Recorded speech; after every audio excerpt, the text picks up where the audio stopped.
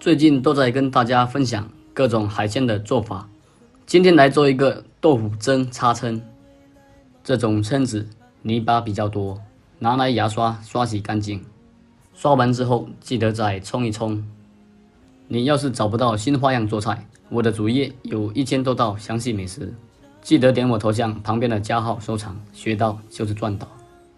准备来切点生姜丝，选用韧豆腐，半个就够了。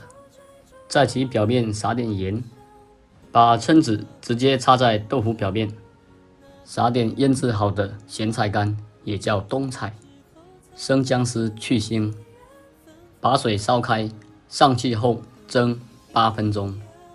排气孔开始有冒蒸汽的时候开始涮。最希望的是您点个爱心支持一下，因为对我帮助很大，谢谢啦。撒上葱花红椒末，油温烧到6成，呛香即可。这是一道闽南特色菜，想学会更多特色美食，记得进我主页查看，说不定总有一道适合你。